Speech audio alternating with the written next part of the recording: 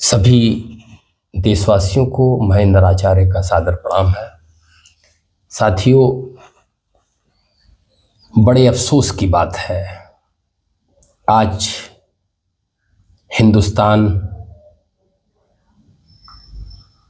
के वीर सपूत, वीर बलिदानी संभाजी महाराज, शिवाजी महाराज और हृदय सम्राट आज जो हम लोगों के बीच में नहीं हैं, महाराष्ट्र के बालाजी ठाकरे साहब जी, जिनको लोगों ने हिंदू हृदय सम्राट का दर्जा दिया, आज उन सभी लोगों की आत्मा बहुत ही दुखी और त्रस्त होगी। उन्हीं के कुल खानदान का चिराग, जिसे कहते हैं चश्मो चिराग, वो राष्ट्र विरोधी ताकतों के साथ मिलकर कट्टरपंथी विचारधारा का समर्थन करके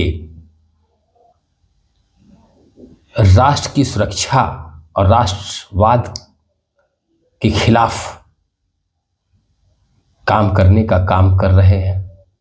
वो इसलिए केवल अपने वोट बैंक की राजनीति के लिए, सत्ता को पाने के लिए, मुख्यमंत्री की कुर्सी पाने के लिए आज बाला साहब की आत्मा बहुत दुखी होगी।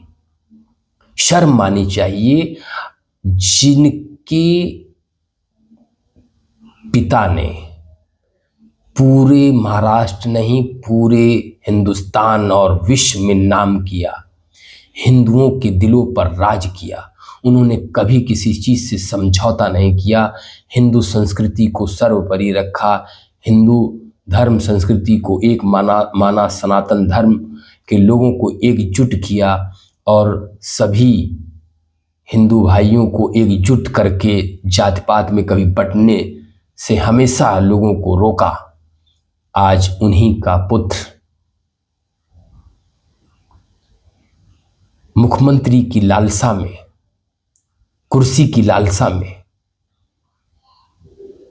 ऐसे लोगों का समर्थन करने के लिए तैयार हो गया जो राष्ट्र विरोधी ताकतों के साथ मिले हुए हैं, जो हिंदुस्तान की संस्कृति धर्म के साथ खिलवाड़ करने के लिए तैयार बैठे हैं, जो लोग औरंगजेब का समर्थन करते हैं, संभाजी महाराज को जिसने कत्लेआम किया, उनके परिवार को नेस्तो नाबूद कर दिया, मराठा समुदाय समाज के साथ दुर्व्यवहार किया, अत्याचार किया, ऐसे औरंगजेब आक्रांता क्रूर,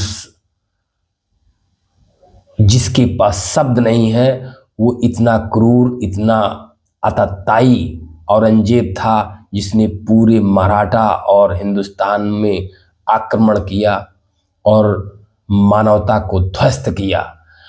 ऐसे मराठा समाज के लोग, उसी में कुछ लोग जन्मे, उसी समाज के लोग और महाराष्ट्र के लोग आज उसी चुनाव में औरंगजेब का समर्थन करने वाले पार्टियों को अपना मतदान देने के लिए तैयार बैठे हुए हैं। ये शर्म की बात है, ये सोचने की बात है कि महाराष्ट्र में जिन्होंने महाराष्ट्र को बचाने के लिए, वहाँ के परिवारों को बचाने के लिए, मराठा समुदाय को बचाने के लिए, उन पर हो रहे अत्याचार का विरोध करने के लिए संभाजी महाराज, शिवाजी महाराज जैसे तमाम वीर सपूत इस हिंदुस्तान के सम्राट, जिन्होंने अपने आप को बलिदान कर दिया, आज उन्हीं की औलादें, उन्हीं के वंशज औरंगजेब को अपना मतदान करने के लिए तैयार हैं, उनके समर्थन करने वालों का, जो औरंगजेब की मज़ार पर चादर चढ़ाते हैं और उनका समर्थन करते हैं। ऐसी पार्टियों का समर्थन करके उनको वोट दिलाने का काम हिंदू समाज से करवाया जा रहा है, उनको बहला करके, फुसला करके, जातियों में बांट करके। ये आप गौर करिए। इस तरह की राजनीति हिंदुस्तान को खतरे में डाल देगी, संविधान को खतरे में डाल देगी। संविधान कट्टरपंथी विचारधारा वाले लोग, राष्ट्र विरोधी विचारधारा वाले लोग, सर्व समाज के विरोध की विचारधारा वाले लोग कभी भी संविधान को नहीं मानने वाले। उनके लिए केवल उनका धर्म, उनका इस्लाम,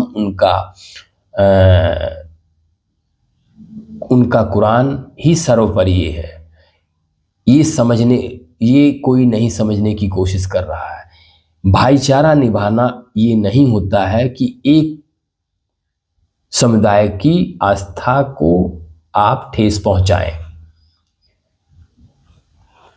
कट्टरपंथी विचारधारा को समर्थन करें, राष्ट्र विरोधी ताकतों को समर्थन करें। ये देश और राज्य के लिए बहुत ही घातक है। ये आप लोग समझिए। मेरी आप लोगों से अपील है कि हिंदुस्तान में जो ऐसी पार्टियां हैं जो राष्ट्रवादी विचारधारा को नहीं मानती, जो कट्टरपंथी विचारधारा को बढ़ावा देती है, जो एक समुदाय विशेष को समर्थन करती है, जो लैंड जिहाद का समर्थन करती है, लफ्ज़ जिहाद का समर्थन करती है, थूक जिहाद का समर्थन करती है, जो शिक्षा जिहाद का समर्थन करती है, जो मानवता का विरोध करती है, ऐसे लोगों को समर्थन करने वाली पार्टियों के नेताओं का बहिष्कार करने की जरूरत है।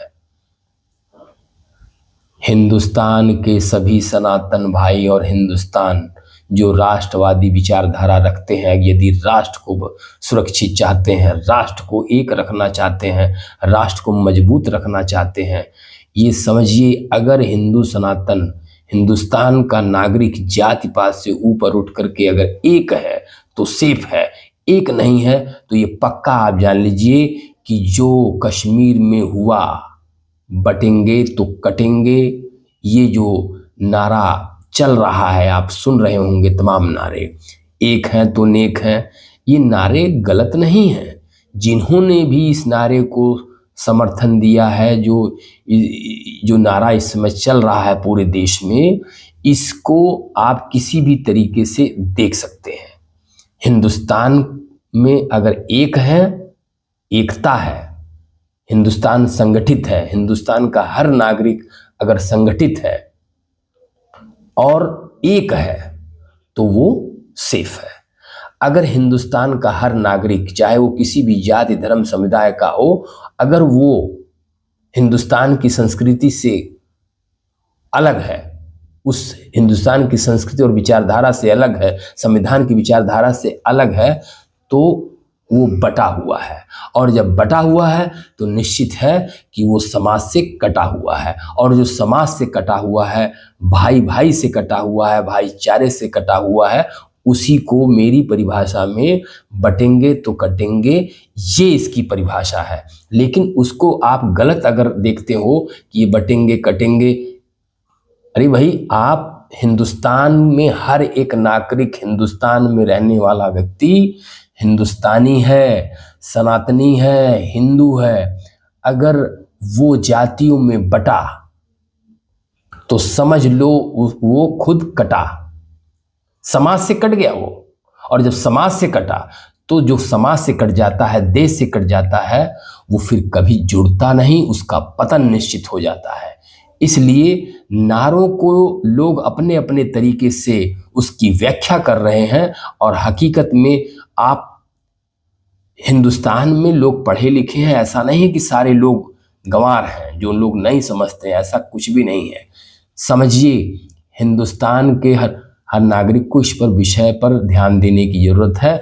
और मैं आप लोगों से, राष्ट्र रक्षा सेवा दल, ये सभी संगठनों से और सभी मानवतावादी संगठनों से, राष्ट्रवादी संगठनों से ये मेरी अपील है कि लोगों को जागरूक करिए, कट्टरपंथियों के खिलाफ एकजुट रहिए, राष्ट्र विरोधी ताकतों के खिलाफ एकजुट रहिए, ताकि राष्ट्र विरोधी ताकतों को और कट्टरपंथी विचारधारा को पनपने देने वालों को मुंहतोड़ जवाब दिया जा सके। मेरा यही आप लोगों से अनुरोध है, इस पर गौर करिए। मैं अपनी बात समाप्त करता हूं। जय हिंद, वंदे मातरम।